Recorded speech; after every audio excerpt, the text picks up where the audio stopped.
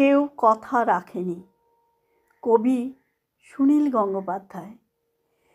কেউ কথা রাখেনি।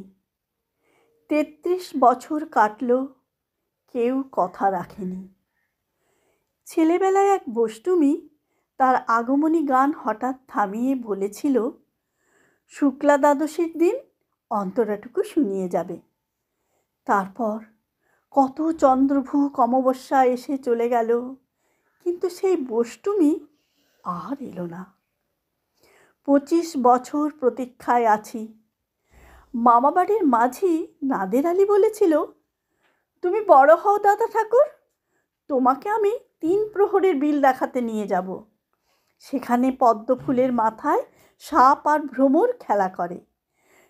নাদের আলী, আমি আর কত বড় হব?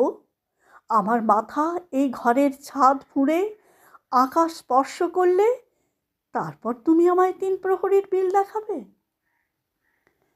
একটাও রয়্যাল গুলি কিনতে পারিনি কখনো।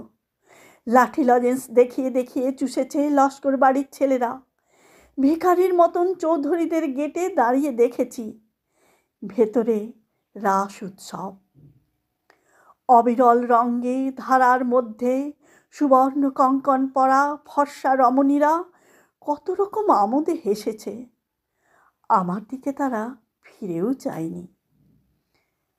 বাবা আমার কাঁধ ছুঁয়ে বলেছিলেন, দেখিস একদিন আমরাও। বাবা এখন অন্ধ। আমাদের দেখা হয়নি কিছুই। সেই রয়্যালগুলি, সেই লাঠি লজেন্স, সেই রাস উৎসব আমায় কেউ ফিরিয়ে দেবে না।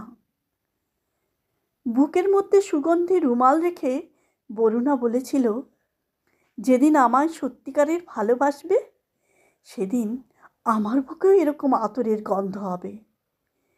ভালোবাসার জন্য আমি হাতের মুঠোয় প্রাণ নিয়েছি, দুরন্ত ষাঁড়ের চোখে বেঁধেছি লাল কাপড়, বিশ্ব সংসার তন্ন তন্ন করে খুঁজে এনেছি 108টা নীলপদ্ম। তবু কথা রাখেনি বরুণা। এখন তার বুকে শুধুই মাংসের গন্ধ। এখনো সে যে কোনো নারী। কেউ কথা রাখেনি। 33 বছর কাটল, কেউ কথা রাখে না।